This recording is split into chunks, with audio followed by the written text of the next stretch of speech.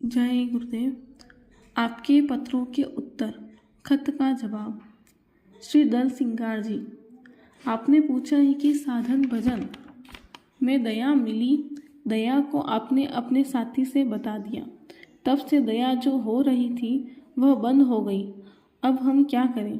इस संबंध में यह बताना है कि पूज्य महाराज जी जब नामदान देते हैं उसी समय यह चेतावनी दे देते हैं कि हमारी बात गांठ में बांध लीजिए।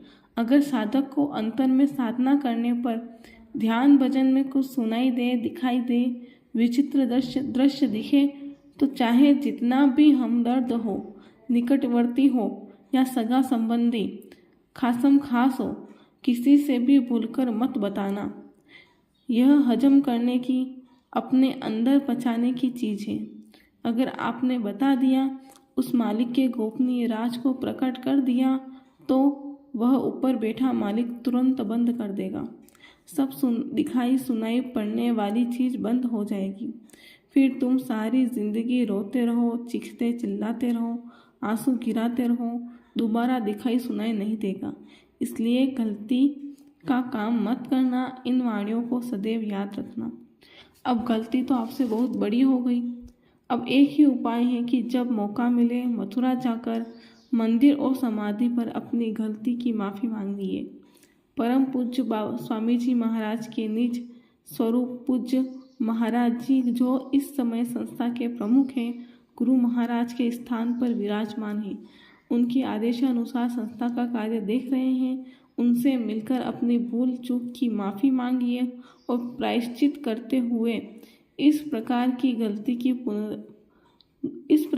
गलती की पुनरावृत्ति न होने पाए दया मांगिए। आपके ऊपर जरूर दया होगी। श्री रुद्र प्रताप जी, आपने पूछा है कि पेड़ पौधे में जीवन है, क्या उनको काटने पर पाप नहीं लगता? इस बारे में यह बताना है कि पेड़ पौधों में जीवन है, लेकिन उनको काटने पर उसी प्रकार से तकलीफ नहीं होती जैसे हम नाखून काटते हैं, बाल कटवाते हैं। यह सब शरीर से ही जुड़े हुए हैं, परंतु इनको काटने पर कोई पीड़ा नहीं होती। उसी प्रकार पेड़ पौधे सजीव हैं, उनके लक्षण जीवधारियों के समान हैं। वह एक तत्व प्रधान वाली वनस्पतियां हैं। उनके काटने पर पाप नाम मात्र होता है, जबकि अनेक तत्व प्रधान जीवों को काटने में भारी पाप चढ़ता है। अब जीव जंतुओं को काटना हत्या कहा जाता है, पेड़ पौधों को काटना उतना भारी पाप नहीं है। जय गुरुदेव।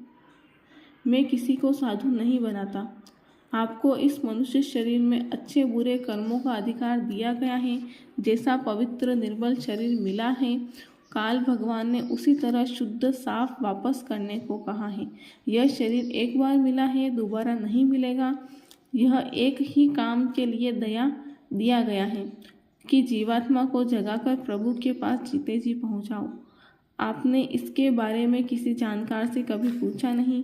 जिस आकाशवाणी वेदवाणी को पकड़कर यह जीवात्माएं उतारी गई, वह नाम की डोरी छूट गई, अपने मालिक के पास जाने का रास्ता छूट गया, भटक गया। इसी इंसान मनुष्य में उसी प्रभु के अंश जीवात्मा है। जाति पाति हमने अपनी सुविधा के लिए बनाई, मालिक की तरफ से कोई जाति पाति नहीं। रास्ता लेकर थोड़ा सा भजन कर लो तो आत्मा का कल्याण हो जाए। जय गुरुदेव नाम का मैं सारे देश में प्रचार करता हूँ। मैं किसी को साधु नहीं बनाता। सभी लोग अपना अपना काम मेहनत, ईमानदारी, सच्चाई के साथ करने लगे तो सबको बरकत मिलने लगे। फिर किसी चीज़ की कमी न रहे, सबको पूरा पढ़ने लगे। बाबा जय गुरुदेव। परमार्थ के स्कूल में भर्ती हुए हैं तो स्कूल के नियमों के अनुसार चलना होगा। जय गुरुदेव।